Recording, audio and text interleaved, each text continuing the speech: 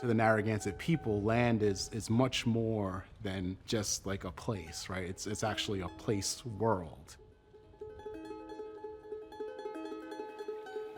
The entire landscape is imbued with meaning and significance and history and stories. And you can go out in the back of this church and there's a graveyard, and you can go all around this place and know a lot about the ancestors, know a lot about the history of this place just by being at this place, right? The history of the Narragansett Indian Church, it's one of the earliest churches in Rhode Island. We utilize the church for our own betterment as a place to meet and a place to gather. If you actually go to the church, you'll notice that the pulpit is right behind the window that's in between the two front doors. Most churches, the doors are in the back.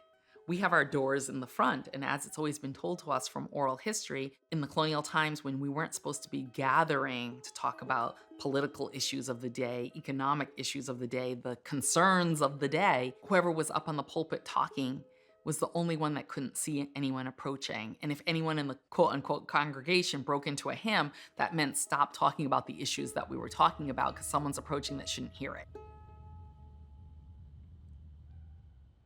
And so these were strategies that our ancestors did in order to ensure our continuation. And as a grandmother myself, that's important to me. Everything that I do is important for the next generations that come. And our ancestors did that. They ensured that we're here today. And my job is to ensure that my great, great, great, great grandchildren down the road are able to be here. And so I think that that's really important. And why I do the work that I do, and why we tell the stories that we tell.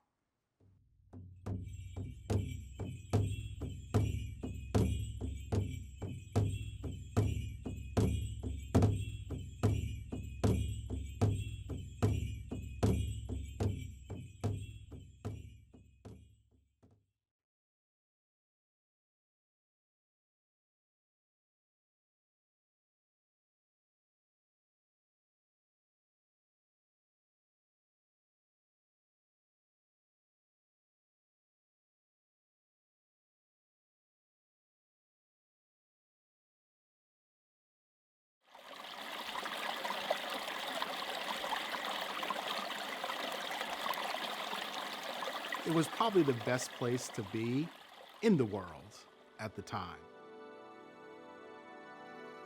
The reality is that there's not these huge religious wars.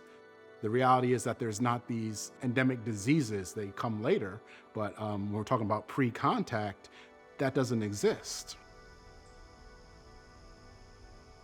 Where we are right now, within a mile, you could be in cedar swamp, you could be in deep forest, you could be in freshwater ponds. There's springs all over the place. You can be in open ocean, you can be in saltwater ponds, right? The abundance is tremendous here. If I had a choice, I would much rather be in the Dawnland, probably than anywhere else in the world. The shape and sizes of the colonies and later states come pretty much out of the reality that those were the dominions and domains of the indigenous communities. When the Pilgrims, the Separatists, or the Puritans come and they interact with the Wampanoag or the Massachusetts, and they start to have their relationships and alliances, they're gonna try to claim the territory that the Wampanoag and Massachusetts claim. So pretty much what you see as Rhode Island today was the dominion of the Narragansett. The Niantic are in southeastern Connecticut. One of the things that pushes the Niantic and the Narragansett to be such a tight confederacy is the Pequot, right, that are kind of pushing against the Niantic dominion. The Northeast was in fact among the most diverse, heavily settled, and prosperous parts of North America at the time of European contact to begin with.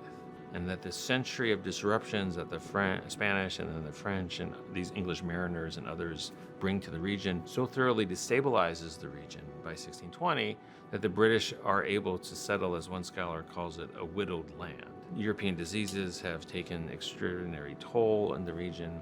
Indigenous slave traders have come to the region and trafficked dozens of peoples away from their homes. And the Puritans learned pretty quickly, in part through their indigenous informants and guides, that certain peoples are in deep tension with one another.